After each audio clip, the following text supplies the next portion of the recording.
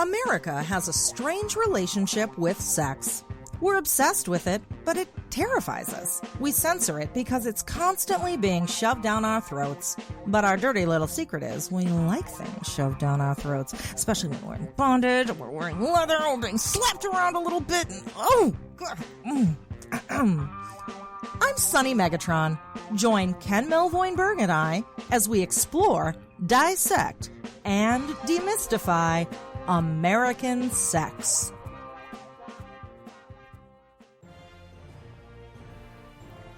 Life, liberty, and the pursuit of happiness. American Sex with Ken Melvoinberg and Sunny Megatron. Hey, Ken. Psst. Hey, Ken, I'm talking to you. Hey, Ken. Oh, are we starting? Yes. You're supposed to be cute and say something cheeky. Now our intro is ruined. But Am I a cheeky monkey? I guess it's a good thing we don't really need much of an intro because this podcast is pretty much done because it's an interview. Right? We did it already. Yeah, but we can't tell them. We can't tell them how to make the sausage. We had to make them think we did the intro first and then we did the interview. I'm not going to make them think we have magic sausage. I'll give you some magic sausage. Yes, sometimes we record the interviews first, everybody. You don't tell them how to make the sausage. All right. So we made this really nice sausage for you. It consists of adult star Casey Calvert. Oh, I'm sounding like a serial killer. No, start over. But that could be one of the weird custom videos that she makes, which you're going to hear about in this interview. Which would be shot and sausaged by Bryn Pryor. Yes. So Casey Calvert and Bryn Pryor are our guests for this week's podcast. Some of the things we talk about: the surprisingly average home lives of porn stars, the mainstream movie that they're working on called Diminuendo with the late great Richard Hatch. We discuss bizarre fetishes, how to properly pick your porn name. There's a lot of thought that needs to go into it.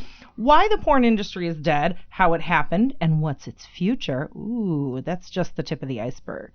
There's lots of good. But wait, there's more. Oh, there is? What? You'll have to wait to find out and listen to the podcast. Ooh, Ron Popeil, you are. What? Ron Popeil. The fuck is a Ron Popeil? Oh my God, the Ronco guy. Slice it, dice it, set it, forget it. Ron Popeil from Ronco, who did all the infomercials. Huh? You're like the Ron Popeil of the adult industry or something. You don't know. Ken, go Google Ron Popeil. Go fuck yourself. Your cultural reference is lost on me. No. All right. You guys know what Ron Popeil... Tweet Ken, okay, @TadSciChicken, PSYCHICKEN, and be like, oh my God, you haven't heard of Ron Popeil. What's wrong with you? You're almost 50 years old. It's your generation. Don't know who Ron Popeil was. Oh, Ken. Or is. All right. Is he dead? Yes. I'm sorry for your loss. He left rotisserie chickens and slice it, dice it things as seen on TV. Like half of the as seen on TV stores because of Ron Popeil. Yeah, but you know what? You didn't know who Exene Cervenka and Billy Zoom and John Doe were. You didn't know about the band X, which I think is a travesty that you're your age and you don't know X. And by the way, Exene Cervenka is a Trump supporter, and that just fucking wigs me out. Oh. It's very sad. And I think Billy Zoom might be too. Oh, that's what's the tequila chick? That's all... Tequila. People are going to tweet us, you don't know tequila, whatever the fuck her name is. You know what? She's fucking irrelevant. Okay. She's fucking irrelevant and a jag-off Nazi. She can go fuck herself. But Ken, there's my good transition. I'm making the sausage. Do you know who is relevant? You're supposed to say... Casey Calvert and Bryn Pryor. All right, enjoy our interview. Bye. Bye. I mean, hello, because this is the beginning. I don't know. We're not good at this. Okay, we're getting better. Okay. All right, bye. Hello. It's a Beatles song. And I am very proud to say we have two very special guests today. Bryn Pryor And Yep. Casey Calvert. Thanks for coming on the show today, guys. Our pleasure. Yay! I'm so excited to talk to you both. Really quickly, for our listeners that are not familiar with the both of you, I will let them know who you are. So Casey Calvert is an adult performer, sex educator, and custom porn video mogul. Her husband, Bryn Pryor, has been in the porn industry since before Casey was born, doing every job around except performing. Together, they have a family full of dogs, cats, and comic book collectibles, and have recently finished their first mainstream feature film together called Diminuendo. Woohoo! All right. Woohoo! So I have 8 gazillion questions for the both of you. I think the first one is, how did y'all meet? Go. Your turn. Okay, so I like to tell people that we met on Twitter. We had actually met a couple of times before we started talking on Twitter at some porn events, and I just don't remember meeting him. Right. You don't remember him at all? No, she doesn't remember me. I don't, not at all. Not a little teeny tiny bit. So I remember the day that we met, and she doesn't remember the day that we met. You remember it in vivid detail. You I remember do. every last. Okay, so what was refresh Casey's memory? I've tried and I've tried and I've tried. Yeah, So- I just don't remember. So I was doing a video piece covering a shoot from a guy named Gary Grant at a location. And Casey's agent brought her by the set to meet Gary. She was still very new, had the tag on, everything. And so he brought her by, and standard procedure it was Casey and another girl who I don't even remember who that other girl was. Brought her by and had her get naked so that Gary could meet her, and introduced her to me. And that was the day that we met. And So- she has no memory of this whatsoever. But Bryn, the reason you have every memory is because she was naked. Were you Absolutely. naked? Were you naked, Bryn? No, fuck no. So that's why she doesn't remember. Oh, yeah, but had I been naked, believe me, she would have remembered and would have never spoken to me again. Stop it. Stop it. So, okay, let's fast forward to Casey's remembrance of you, whatever the word is. Remembrance. He's not dead, sweetheart. This is turning into like a early memorial. No. I'm not dead. He's not dead yet. So what do you remember, Casey? When in your mind, did you first meet Bryn? Okay, so in my mind, we were DMing on Twitter because a project working on that I also ended up working on called Cowboys and Engines was having a panel at Comic-Con. Mm-hmm. And I was also going to Comic-Con, and so he invited me to the panel and then to lunch. So you said it like brunch, like we should read something into it wasn't just a brunch. So wait, I have a quick question, and I don't think I've asked you this. So are you outing yourself officially as a geek now, Casey? I've been outed already long. Right. Okay. Like, can I tell the story of when we were at AVN, Yeah. I posted this tweet or something. It was a picture of Ken and I and Casey and Bryn. And it was like, I'm at AVN with adult stars making magic on the bed. And we were actually playing the card game Magic the on the Gathering. bed. Yeah. So for those out there listening that think that people in the sex industry are just like fucking all the time and running around naked, no, a lot of us are playing Dungeons and Dragons like with geeky t-shirts on and stuff. So Yeah. Mm-hmm. Yeah, often. very often. So, okay, back to brunch. Was it really brunch? Yeah. It was. It was. But It again, was- there was like that hanging, yeah? It was terrible. It was terrible Mexican food in San Diego at Comic-Con. And Casey has a better version of what her expectations were. Okay, so Bryn thought he was going to get laid. I was going Did he for a think job correctly? interview. He thought correctly, didn't he? Yeah, but the lead time took forever. Casey, we lost you for a second, so right after the lead time took forever, if you could... I didn't say anything after that. until right now. So. Okay. It sounded like we lost you. I guess you just gave up. I did nothing. So you thought you were on a job interview, bad Mexican, and what happened from there? From there, we fell in love and got married. Oh, was it really that? I mean, was it like, okay, brunch in quotes, get together, have sex, and then suddenly you're together? Was it that, like, boom, world romance? We didn't actually have sex that quickly.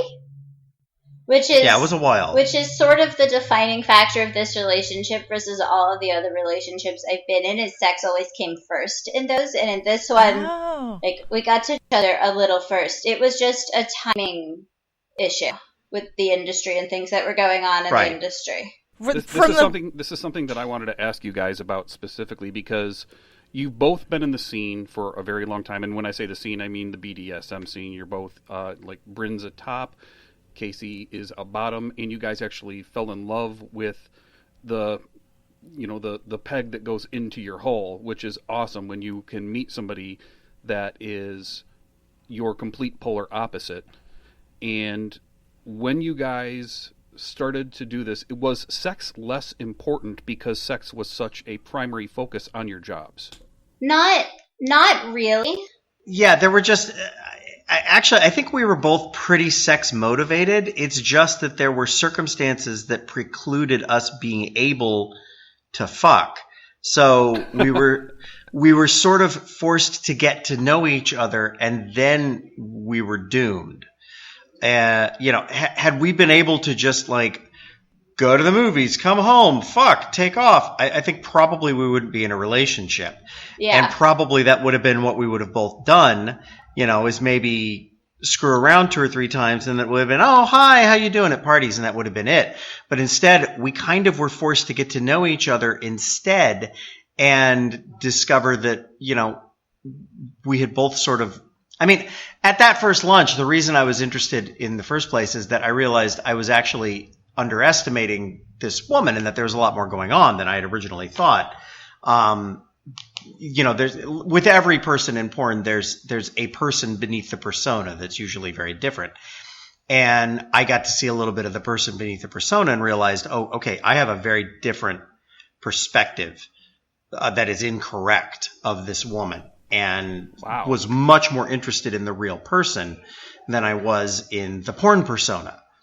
And so that was fascinating. And being in porn, that's just something you get used to. You understand that pretty much everybody you deal with has the character that they play, and then hopefully there's the real person underneath that isn't that character. There's a few people who are exceptions.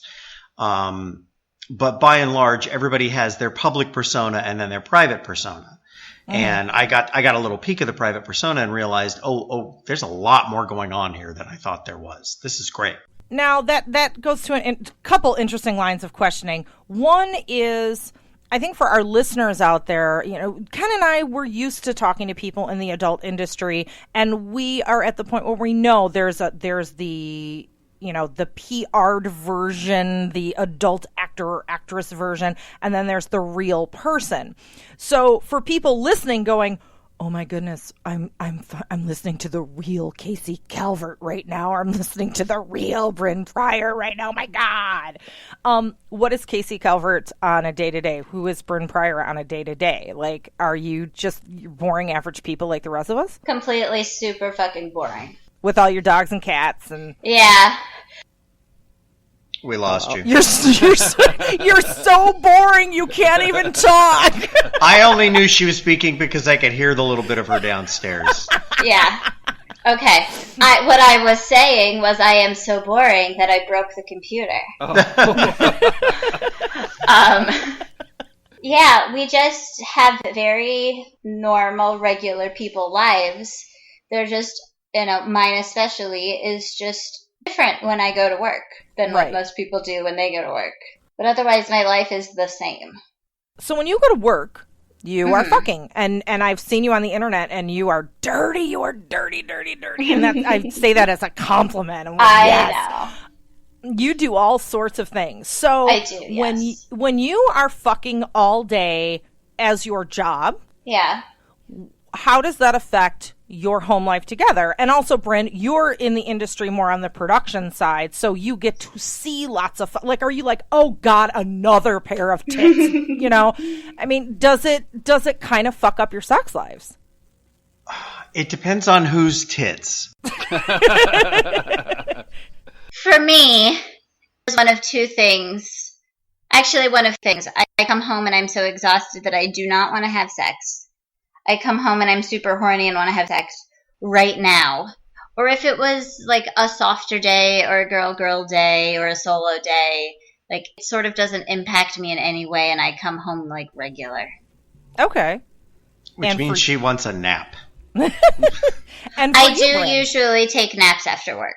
I advocate naps at any time. Yeah. Anytime. Yeah. So what about for you, Bryn? How does that affect your sex life? Or do you now have to kind of cater to, all right, Casey's in a nap mood today. Casey's in I'm super horny because I, already had my foreplay. Like, how does that affect you? Well, on work days, I generally assume that nothing's going to happen. It's just sort of reasonable to assume that she's going to come home from work and she's going to be tired. Mm-hmm. And sometimes that may be the case and sometimes that may not be the case. I also have, the insider's knowledge of who she's shooting for and what they're going to shoot. And even though, she may be working for somebody and it's a really soft scene, if it's going to be a 14, 15, 16-hour day hanging around on set doing nothing, I also know she's going to come home and the last thing she's going to want to do is to have sex. And that's part of the game. And it's no different than, if you were married to an athlete or a movie star or a rock star or a stage performer or anybody else. It's like, you're expending that energy being on. That doesn't necessarily mean you're going to want to channel that into your partner when you come home, or if you do, you may want to do it in different ways. That's one of the many, many things that the conversations I've had with quote unquote civilian guys who, oh my God, I want to date a porn star. And I'm like, okay, sit down, Sparky. Let's have a conversation about your expectations and moderating them. Like this is, this is not your normal relationship. There's no 9 to 5. There's no any of that. And so would you say, Bryn, with very few exceptions, that there's neither jealousy nor compersion, that it's just a job? And Ken, can you define compersion for the people listening? It's basically the opposite of jealousy, where you enjoy watching your partner have sex, or you do something where you see them with another person, and it's something that you enjoy. It makes good watching feelings. Other people. Yeah, it does. It's a positive thing. But with it being work, do you think that there's a big spectrum between the two, or do you just this is work, this is what it is? Like, how do you, as the husband in the relationship, how does it make you feel? Well, I'm kind of a psychopath. So it's a fact. So, and we say that as a term of endearment. Yes, and I'm not gonna say sociopath. You're my favorite psychopath. Because there's no such thing really as a sociopath. That's a construction of modern media. It's a psychopath. You're on the psychopathic spectrum. I'm kind of a psychopath, and apparently I just didn't come equipped with jealousy, at least as far as relationships go. I don't really, I kind of don't get it. People have explained jealousy to me, and I cock my head like the RCA dog and go, "Oh, okay, weird. Yeah, never had that." So jealousy is certainly not a thing for me. There are people in the industry who I know experience it, and I always think, "Wow, boy, did you pick the wrong business." So jealousy, no, and not a lot of compersion, but I can't say it never happens. There have been times, it usually happens by surprise, where she'll come home from something that we thought was just going to be another day at work, or was even going to be, God, this is going to be a long day and a hard scene and whatever. And she'll come home and say, no, this was actually fun, and we got to do this, and we got to do this, and we got to do this. And if she had a good time on set, then that's hot. It's like, that's cool. That's great. Tell me more. Aww. That's awesome. And it's that's a sticky thing to say because, porn is the only, if you're a porn performer, that is the only job you can have where societally you're never allowed to have a bad day. If you're a woman in the porn industry and you just had a bad day at work, now suddenly you're being abused and you're being dehumanized and you're being taken advantage of. It's like, no, I just had a bad fucking day at work. Like, give me a break. I just didn't have fun having sex with somebody. Get over yourself. But so when she has a particularly good day, then that can be fun. That can be great. And then, there have been a handful of times, well, really, as far as professional porn is concerned, there's been one time where we appeared together, and that was fun for us, where we went to the very last upper floor show at Kink. That's awesome. That is awesome. I didn't know that. Yeah. And you tell we're Kink.com fans and upper floor fans. And so we're one of the featured acts in the final upper floor, and that was fun. So that was fun. Mm-hmm. But I don't know if that's not compersion. That's just. But that's not. No, it's not compersion. You were there. You're almost always behind the camera, right, Bryn? Like, you're not a performer. Generally. Oh, at all. And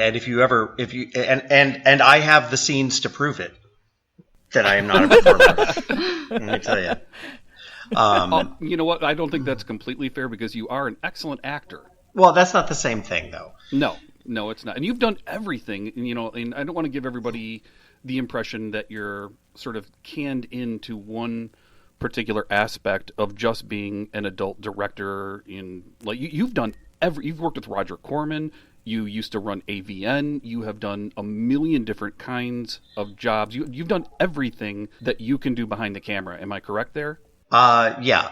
I mean, it's obnoxious to say, but it's true. The joke has always been that I was on a set one day I was on a mainstream set with a kid who was in the art department and probably 23 years old, and came up to me and started explaining to me how movies work. And I looked at him and I said, I have more time at craft services than you have on set. Like, give me a fucking break. So now, I've actually had the pleasure of working with the both of you, and the one thing that really struck out to me is that, although you've done all of these things, the two areas where I think you stand out is as a director and a screenwriter. And I want to talk for a minute about Diminuendo. Great. Go ahead. Yes, let's. So first of all, let me give total crystal clarity here. I actually got to work as the associate producer on Diminuendo. Yes. So I have a little bit of insider knowledge. What's this? You're giving me algebra. I don't know what this is. I want to take a break. You want to take a break? So I was like, it would be a perfect time to transition into Diminuendo after we take a break. Segue pause. So let's take a break, and then we're going to talk about Diminuendo. I know you're fancy, and I know you've been eyeing some of those luxury sex toys, haven't you, you frisky little fox? Well, I also know that you enjoy a good discount, don't you, dear? You now can get 20% off your entire order plus free shipping at luxury sex toy retailer Lalo.com with discount code SUNNY. Yes, dear, you heard me right. 20% off anything your little heart, or, well, other parts, desire at Lelo.com using discount code SUNNY. Yes, dear, you can thank me later.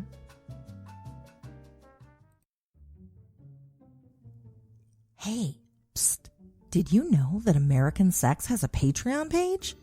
Patreon.com is a great way for you to show your support for this podcast. It works kind of like, funding for National Public Radio or how PBS works. If you like our work and the fact that we provide it to the world free of charge, you can help financially support it. And depending on how much you pledge, you might even get a nifty, cool reward. Oh, and everybody who pledges gets access to our private Patreon feed that's just for supporters. So you thinking about it? You want to know more? Check out the details at patreon.com/American Sex. All right, so now we want to talk to you about your newest mainstream endeavor, the movie Diminuendo. Tell us who it stars and what's it about and all the fun stuff. Yes. So Casey, really quick, you both wrote the screenplay for this together. Can you talk a little bit about how you separated out whose job is what. Like, did you do a certain part of the dialogue, or did you construct the scenes? Like, what did you do for your part of the screenwriting? It's a hard question to answer. People have asked that to us before, and we're both kind of like, we just kind of did it. Yeah, we didn't really work in a way that was that structured. Yeah. And I realize a lot of people do. Yeah, we just kind of a lot of time in the car discussing things. And then when it would come to actually writing that thing we discussed down, it would be whoever's idea it was. And then we'd write it down, and the other person would look at it and make changes, and we'd go back and forth. And so it basically it just kind of happened together, because you're just like puzzle pieces, and you didn't have to think about it, and it just happened. Exactly. Yeah, we didn't set out with rules. Yeah. And like, okay, you're going to write the vowels, and I'm going to write the consonants. And then, Right. Yeah. So Diminuendo, quickly for those listening, is a sci-fi romance starring the late, great Richard Hatch from Battlestar Galactica, Chloe Dykstra, Leah Cairn, Gigi Edgley, help me, Ken, or anyone. Walter Koenig. It's your movie. You guys can help, too. Yeah, Walter Koenig. The ever controversial James Dean. Yes. And a lot of other people. And a wide variety of other people, yeah. Okay. And real quick, what is the basic premise or plot of the movie? The movie is about a director whose starlet girlfriend committed suicide after they'd been together for about 3 or 4 years, sending him into sort of a tailspin of self-destruction. And 9 years later, he gets called by a new company to direct the movie of her life, starring a machine that replicates her. And he becomes, even though the machine isn't intelligent, it's not AI, it can't think, he becomes very obsessed with this machine and becomes convinced that it's actually her and she's actually in there somewhere. And so it's sort of about his descent into madness and eventual moment of clarity at the end. So it is, I mean, Ken and I have some inside knowledge. Ken worked on the movie, and I helped out as well.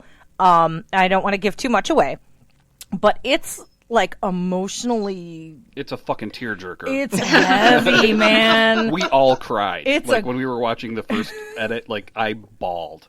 I'll admit it. I was like a 5-year-old girl. I bawled like crazy. Like and the first edit was terrible. Yeah. Maybe that's why we cried. That's why you cried. It was the first so edit bad. makes me cry too. That's No, but we know you guys just on a personal level, and I don't think of either of you as like melodramatic and emotional and heavy. And where the heck did this amazingly intense story come from? Man, see, we're secretly emo, I think. Are you really? Is that like your hidden personality? I always veer dark. I mean, that was always one of my criticisms in the adult industry is, you knew it was one of my movies if everybody ended up either dead or ruined at the emotionally end, destitute or ruined at the end. Like there's no happy endings. I don't do happy endings.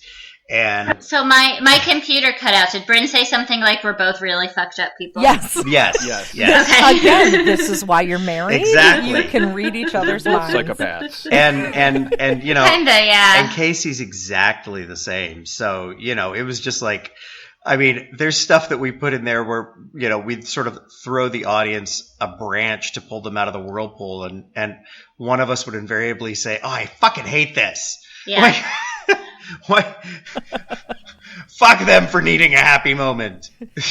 You want everything to be bad and angsty. We also, though, earlier drafts of the script were significantly more fucked up than the version we ended up shooting. Right. Wow. And to this day, I'll tell you that we have had conversations where, I mean, luckily now that I've we've both had the chance to see the finished movie in front of audiences, and I now understand that, it has the effect we wanted on an audience, and I think we sort of, by accident, struck the right tone. But I'll tell you, early on, we would have conversations where I would sit down and say, I feel like we copped out. I feel like we made it too light and too funny. Now, you guys are telling me that you both bawled and you cried, and I'm sitting there going, what is this, a fucking comedy? I hate that there's all this. There's all this humor. And there's all these jokes, and then there's people like wanting to slash their throats watching it. Like, oh, I guess it's okay. Yeah, for those of you that don't know it, Bryn uses tears as lubricant. Exactly. So I have to say, I really admire the fact. Now, for people listening, this is an absolute mainstream movie. It's not an adult movie. And the way that you two both seamlessly blended, or not even blended, I guess, did a crossover, from you do your adult stuff, and then this is completely mainstream. Did you guys face opposition? Were there a lot of preconceived notions like, these are the porn people, we don't want to work with them? How did you handle that? Yeah. People have the loveliest preconceived notions, and and we're still up against them. We will be up against them forever. Yeah. So, in casting, for example, there was somebody that we sent a note, an offer to play one from of the our roles. Very mainstream, respectable casting directors. Yes, yeah. Okay. Doing everything completely above board, and it's a SAG movie, and we've got all of our contracts, and everything's in place, and et cetera. And so our casting directors sent an offer to somebody, C-list character actor. Like, not anybody not someone who you'd recognize walking down the street necessarily. Yeah. Mm-hmm. And, it's really like the definition of, that guy from that thing. And the agent writes back and says, is this going to be an Eli Cross movie? Should I have him get tested? And I'm like, okay, fuck you. You're out. I don't care if you want to do it now. You can suckle my taint. Like, done. Yeah, I mean, it's like, and all of the great actors that worked in this movie, and I kind of heard a common thread amongst all of them, that they read the script, they fell in love with it, and everything else be damned. Like, this is a movie they needed to do. And you guys wrote this for Richard Hatch, and he got to see the almost finished version before he passed away. Can we talk a little bit about Richard? Sure. So we both I met Richard through Cowboys and Engines. He was the lead in that, and Casey came on during post-production on Cowboys and Engines. We had some dinners, and when I first met Richard, I didn't know what to expect. To me, he was just, he was Captain Apollo, and he was that guy, and he had played those parts. And yeah, his part in the new Battlestar had a little bit more depth and a little bit more layering to it, but he was still, that sort of heroic two-dimensional leading man. And working with him, I realized, there's so much going on with this guy that he has never gotten a chance to do. He's such an astonishingly good actor. And also just one of the nicest people I'd ever met, one of the easiest people to work with I'd ever met. And then Casey got to meet him, and I don't know, what was your impression of him? That he was just a real person, that he wasn't a fluffy kind of guy, that he had a lot of depth to him, and someone who both conveyed, like, he lived a meaningful life. Yeah. So, I'd had this idea bouncing around in my head since 2005 or something, and talked to Casey about it, and she thought it was strong, thought it had some flaws, but thought we could make it work. And so I went to Richard and I said, we want to write this for you because, frankly, I want to watch you play the most fucked up human being on the planet. And he's an absolute dick. No. Yeah, in the movie. Not in real life. No. Like, in the movie. But, burn in hell, Ken. But you need somebody like Richard to pull that off, because Richard, no matter what he did, Richard was likable. And that's an important quality for a character that is as inherently unlikable as Haskell, who he plays in the movie, because you're never not on Haskell's side, no matter how awful he is. And he's awful. The worst that happens in the movie is you sort of roll your eyes and think, God, what an asshole. But you still want to see what happens next. He's like that jerky ex-boyfriend you can't help but keep taking back because he's adorable, even though he's an idiot. Right. Yeah. And which is also the character. Yeah. Right. And Richard was able to do that, and he was able to pull that off. But, also, as you start to figure out the pain that he's been putting himself through over the decades since she died, I feel like by the end of the movie, the audience is completely on his side because they understand what he's gone through, and they've taken that journey with him. And that was all Richard. You know, we just gave him the tools and said, here, go build a house. And he did it. He was fantastic. Yeah, it's amazing. I can't not wait for the world to see it. And we'll leave links in the show description where people can find out more about Diminuendo and figure out, you know, when it's playing at festivals, when it will be unleashed to the world. So listeners, keep an eye out for that. I want to, we'll go to a break. And then after the break, I want to get into how you guys got into the adult world and, you know, what brought you here. So we'll be back in just a second.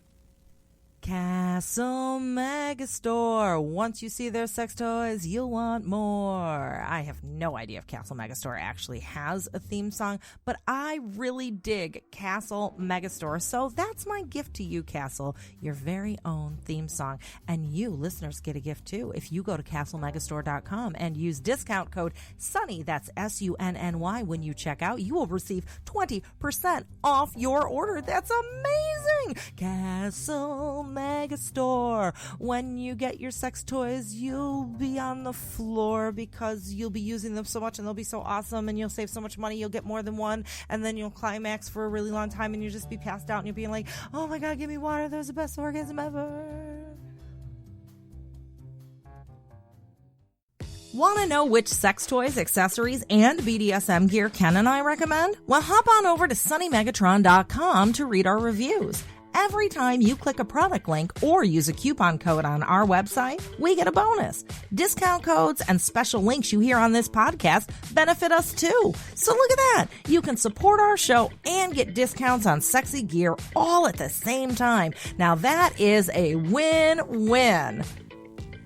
Okay, so Bryn and Casey, I want to kind of dive deeper, go back in time. And Casey, from the bio from both of you, we know that there is an age difference between yourself and Bryn. So I want to go back to Casey. Before Casey was Casey, how did you get into porn? Where did the name Casey Calvert come from? Take us there. Okay, so I'll start with the name. The name comes from the letters KC, which are the initials of my celebrity crush's children.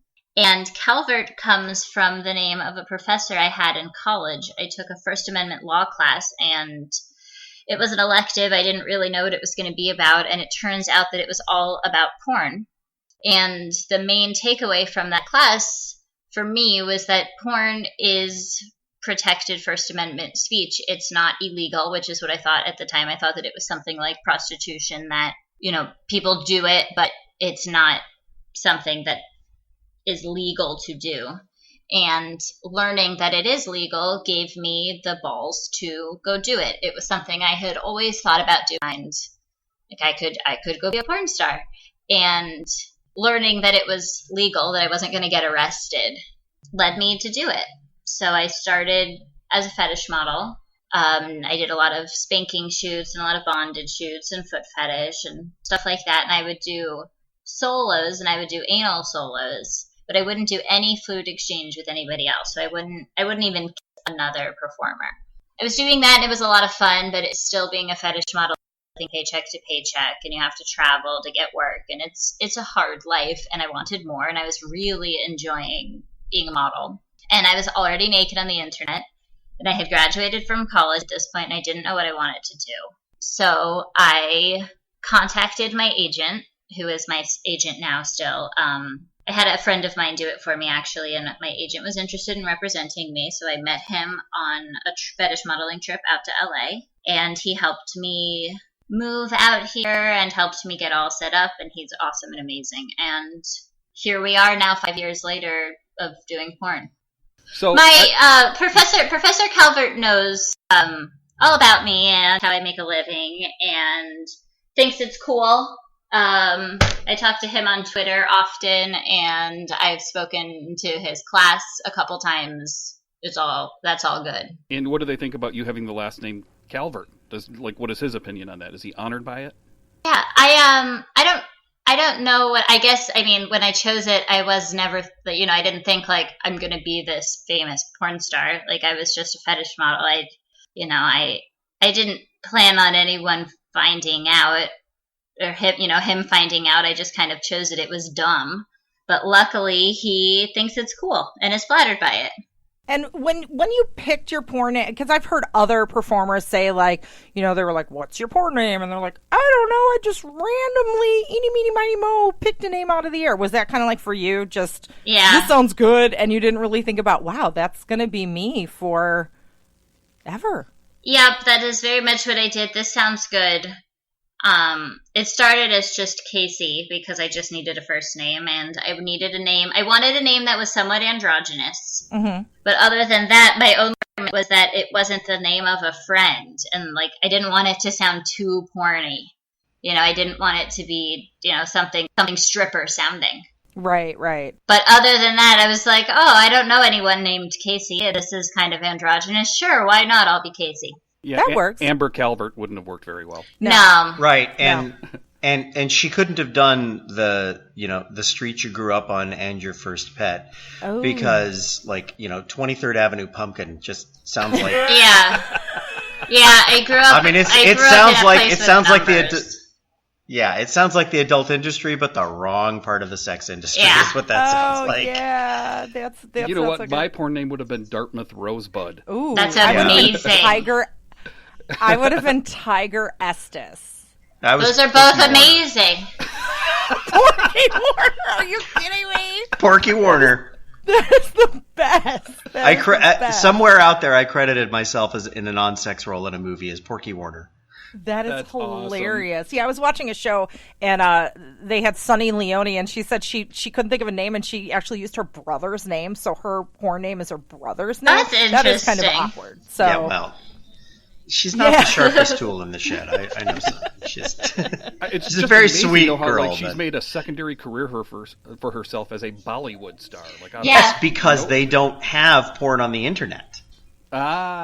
See, eventually, I know her ex-husband, and it's like, okay, eventually that's gonna come back. It may be when she's made a run and she's really huge over there, but eventually India's gonna get enough internet that they're gonna piece together. It's like, oh, it's that girl, and then that's gonna be the end of that. Yeah. But for now, I think it's awesome. Yeah. Yeah. She's huge there. Yeah. So we've learned how Casey became Casey. Bryn, how did you become Bryn? Because you were what, a guy growing up in Arizona? Were you kind of a theater geek? Were you a theater? Oh yeah, very much so. Yeah. I was a big drama geek. Theater geek grows up to be this big, porn director. How did that happen? Well, so I started off as a fetish model, and you had this professor. I had this professor. So, I mean, I started off, I always, I knew I wanted to make movies of one description or another. I made my first movie when I was 9 years old, and it's awesome. But I had done a lot of theater. I'd done a lot of other things. Wait, you made your first movie when you were 9 years old. This, I assume, was not a porn. So tell us about your 9-year-old movie. It is a stop-motion epic depicting a battle between Micronauts and Star Wars action figures in the Kenner Mos Eisley Cantina playset. That is awesome. Why have I never seen this? I've never seen it. Oh, I still have it, and you will never see it. I'm not strong on sharing the embarrassing past with people, so I like to just keep it buried, pretend it never happened, and move on with my life. But that's how everybody starts out. It's like, you start off doing these crappy little things, and then you do bigger crappy things, and then you do even bigger crappy things, and then maybe somewhere in there you do something that's a little less crappy, and that's your aspiration. So while I was doing this and, supporting an acting career in Arizona, I was working as a warehouse manager in a comic book store, or a comic book distributor called Bud Plant, and they went out of business. Mm-hmm. Needed a new job and saw an ad that paid well for a warehouse manager at an adult store called The Castle, which anybody who grew up in Arizona will remember The Castle. I remember, not from back then, but I know Castle now. Right. And The Castle now is the offshoot of that Castle, although Store 1, as it was then, is gone. It no longer exists, which is why people can't figure out why it's called Castle Megastores, is because that first store was actually in a family amusement center that had closed, that had go-karts and had arcade games, and was built in a building that was designed to look like a medieval castle. And that place went out of business, closed down, and somebody said, yeah, let's put a store that sells dildos and porn. Like, okay, great. So I took the job as their warehouse manager, and as I always tell people, competence is a curse. So 3 months later, I was actually running the place. I was the general manager, and I managed the store through their first expansion from 1 store to 4 stores in Arizona. Okay.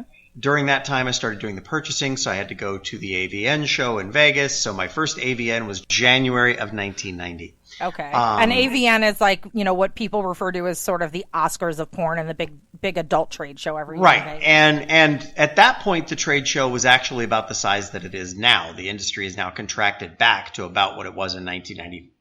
It was little and embarrassing and tiny. And that 1990 show, as I remember, was in the crappy back downstairs ballroom of the now defunct Desert.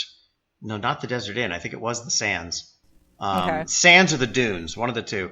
One of the casinos that's gone. And but I started meeting people. When I moved to California, I quit that job, but I had enough connections that I came out here. And in and amongst working for Roger Corman, I still needed more money because Roger didn't pay anybody anything. And so I took a job running magazines that we had stocked at the store. That they're the kind of thing that no longer exists. They were $20 a piece. They were 100 pages, glossy, and they had hardcore, which was a thing then because at that point, Penthouse, Playboy, Hustler did not have hardcore sex in them. Right. And we didn't have the internet. And we didn't have the internet really in any way, shape, or form. And, you couldn't really take a VHS tape with you. So the only portable porn that was hardcore were these magazines that were only sold in adult stores. And I ran a bunch of those. They were having trouble. AVN needed a manager, an editor, so I went and I met with them and took over running AVN Magazine, ran AVN from 1997 to 2002, and then from 2002 on just wrote, shot, directed, edited porn, and, made the occasional dip back into mainstream. So give me a number. How many porns have you, edited, directed, like, are we in the hundreds or like how many? Well, define your terms. And the reason I say that is the internet screwed everything up. So, it used to be in terms of a movie. Okay. Right. But I probably shot between gay and straight. I probably, shot 500 scenes for Naughty America. All right. Wow. But each one of those scenes is a standalone thing. So does that count as a porn? So. Yeah. Well, okay. Just think about all the customs that you guys have shot together. Exactly. There's 10 or 12 of those. So a lot. 1,000 would be like it's got to be over 1,000. Like if you added everything together. Oh yeah. Yeah. Probably closer to 2. Wow. Of everything that I've done. Wow. So a lot. So are you still doing it, or now have you switched over to mainstream, or are you juggling both? Well, obviously Casey's still doing it. Right. Yes. And I haven't really shot porn other than shooting Casey's customs in almost 2 years because there's just no industry left. I think one of the last questions that we have here is porn dying? Oh, yeah. Yeah. How and why? Manwin. No, it's a simple answer. Yeah. Talk about the podcast very quickly. Give them a plug. Okay, so recently I did a podcast, a series of podcasts with a guy named Jon Ronson, who you might know from Men Who Stare at Goats, or I think it's called the Psychopath Test. Yeah. Anyway, an awesome guy. He wrote Okja, the new creepy movie on Netflix. He did a deep dive into porn and why porn is dying. All because of this guy named Fabian who started the company that owns Pornhub and YouPorn and RedTube and Brazzers and Mofos and Digital Playground and Twisties and a million other straight and gay porn sites, and how they've ruined porn. It's no longer called Manwin. Fabian sold the company because he was under investigation for tax evasion, so now it's called Mindgeek. But it's still the same company ruining porn. Has ruined. It's not I don't think it can come back. Yeah, there's no return. It already fell off the ledge. There's no coming back from the damage that's been done by this company. I would agree. Do you think that your pickup on like custom videos has compensated for that, or is it just never going to be the same? No, it's exactly where I think porn is going. It's actually why I'm in this podcast, which is called The Butterfly Effect, and everyone should check it out. It's fantastic. It's on Audible. It's on Audible. Okay. Yeah. Awesome. It's free. Just download the Audible app on your phone, which is a little bit of a pain in the ass, but it's free. It's awesome. I am in the podcast because of the custom videos that I shoot. And one of the things that Jon found, which is very accurate, is that because you can just type in whatever you want to see in the search bar and find that kind of porn, fans are looking for more intimate connections with performers. And also, because you can type anything into a search bar, porn has been reduced to keywords, and everything has become so corporate that people who like to see things that aren't necessarily the norm, or people with fetishes, their porn is gone. And so what they do instead is they have these custom videos commissioned, and people like me make them. So give me an example, Casey, of, one, I don't know, slightly bizarre request that you've had for a custom. Like, what is your typical, very fetish niche custom look like? So my typical custom is actually not particularly fetishized. It's usually a solo masturbation, dirty talk. Maybe it's got anal in it, or some anal gaping, or some ass to mouth kind of butt stuff, because that's my thing. In terms of a highly fetishized specific niche video, I'll use the example from the podcast because it's just the perfect one. Is a Norwegian man commissioned me to make a video of me naked setting fire to his stamp collection. I'm so sorry. I didn't mean to laugh. It's okay. It's okay. It's so out. Like, if I were to put random words together that I never thought would be together in this universe, that would be it. Like, that one, yeah. It's just amazing to me how people have such very individual, interesting, out there fetishes that's what gets them off. So he sent you his stamp collection, and then you had to do sexy things and just like set it on fire and destroy it? There was no sexy. Oh, it was just destroy the stamp collection. Yeah, he sent me the stamp collection in the mail. It had, I don't know, 400 or so stamps in it and a nice stamp book. The video had me take off my clothes.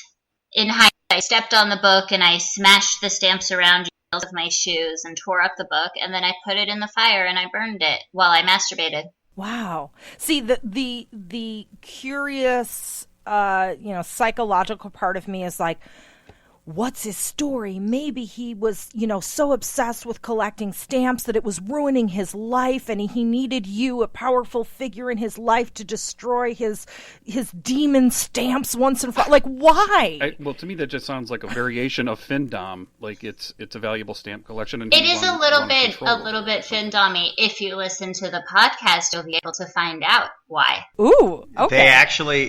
Casey actually got the producers in touch with Stamps Man.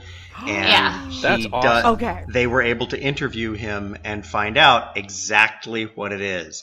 And I wish we could do that with several of them, because there are several of them that just, without laughing at anybody's kink, leave you scratching your head where you're thinking, what is this about? Right. The one that... Yeah, I get requests, and, it's very important to me that I take everyone's fetish very seriously. Right. I don't laugh at anybody unless, of course, they want me to laugh at them. Right, which for some people, they like the humiliation and laughing. SPH is something that's a really common fetish. Sure. There was a guy who had us do a shot-by-shot recreation of Phoebe Cates being attacked by the Gremlins In the In Gremlins elevator 2, scene. in the elevator. In Gremlins 2. Awesome. Wow. That is awesome. So a photo recreation every 30 seconds or so. So he pulled screen grabs, and then we recreated the screen grabs with me. Obviously, we didn't have any gremlins. The gremlins were invisible in his photo set. And then, of course, I got a little more naked than what happened in the movie. That's amazing. But it wasn't particularly sexual. Just like a boob came out and my skirt hiked up so you could see the crotch of my pantyhose. Wow. Like there still wasn't any masturbation or anything that any person on the street would be like, oh yeah, that's designed to be masturbatory. So to me, I'm so excited. I would think, I don't know how you would feel, but is it kind of exciting? Like, how are we going to plan this and plot this out and satisfy this guy's, specific? Or is it like, oh crap, how am I going to do this? How do you feel about doing it? So, it's both of those things. It all depends on, some of them are very straightforward and I just turn on the lights in the room where I shoot all the videos and I talk at the camera for 10 minutes or however long and then the movie's over. And then some of them are fun, but very complicated. And then some of them are very complicated and require some, like, Bryn and I will have to have a production meeting about, so how are we going to do this? Can we do this? How much do I need to charge for the work that it's going to take to be able to execute this? Wow. And part of that just comes from the fact that there's an ignorance on the part of the customers because they're not in production. Right. And so people just kind of don't understand what's required to get certain things done. The phrase that we've come up with that we use as sort of shorthand for when somebody asks you to shoot something that's impossible is, occasionally you'll get a guy who tells you he wants a full body close up. Yeah, that's kind of an oxymoron. Like, because he's seeing it in his head. Right, and his head can do all of that at the same time. Right. I can't shoot a lot of my job is taking their words that were typed while they were thinking about sex, maybe not literally with an erection, but typed en fuego. If you do have the chance to do a Gremlins 2 for that guy, I might suggest using your dog Rocket as a gremlin. I can totally see Rocket as a gremlin. If only Rocket had any sort of training whatsoever. He can catch a ball really well. Yeah, exactly. Yeah, that's about it. Well, he has trained me to catch or to throw the ball. I think that's more that I'm well trained. Exactly. Yeah. You both have the cutest dogs and cats and animals, and I think that's a great place to wrap up. But first, I want to one more time. What is the podcast with Stamps Guy? Because I want to listen to it and I want to make sure the listeners get it. It's called The Butterfly Effect with Jon Ronson. It's on Audible. And it's free. Wonderful. And any other places that we can find you or any other things you want to plug or tell people before we go? I will plug my stuff. I am on Twitter at Casey Calvert XXX, on Instagram at Casey Calvert, and those links and everything else, including my custom video request form, is at CaseyCalvert.com. Not for work. Yes, not safe for work. And I have to be a Beavis and Butthead and giggle because you're like, I will plug my stuff. And I was like, I know, I did the same thing. Okay. So I also did the same thing. When I was a kid, my friends would make fun of me for saying unintentionally dirty things. Mm-hmm. And even though now I'm someone who's very intentionally dirty a lot of the time, I still tend to say very unintentionally inappropriate things. Well, I love it. I'm perpetually 12 years old inside my brain. Yeah. I'm like, you said do it. Yeah. Plug my stuff. Bryn, is there anything you want to plug? Well, keep an eye out for Diminuendo. You can find the Facebook page. Just search Diminuendo movie. And I am very occasionally on the internet. I won't be your Facebook friend, but you can find me on Twitter at Bryn Pryor. Bryn Pryor. Awesome. Well, guys, thank you so much for being on American Sex today. Thank you. It was lovely. Yay. Bye-bye. Bye. Thanks for listening to American Sex. To keep up with Ken and I, well, first make sure you watch our TV show, Sex with Sonny Megatron, on Showtime. Then visit SonnyMegatron.com. There you can learn more about us, read our blog, peruse our workshop calendar, or hire us. For what? Well, either for private coaching, or to book us to teach at your event or university, or as sex and relationship writers for your publication. Oh, and don't forget, we're on social media, too. I'm the super social one, so you can find me as Sunny Megatron on Twitter, Facebook, Instagram, my YouTube channel, and a bunch of other places. But if you want to get me on Snapchat, you gotta look for Sunny_Megatron, and you can follow Ken on Twitter at @SciChicken. That's PSYCHICKEN. Also, please support us by shopping with the affiliates and sponsors from our breaks. And if you contribute to our Patreon, we're going to love you forever. Well, we're going to love you forever anyway, but just go with it. Lastly, if you like this broadcast, tell people about it. Tweet it, Facebook status it, and rate it on iTunes and other platforms. Thanks, friends. We'll see you next week on American Sex.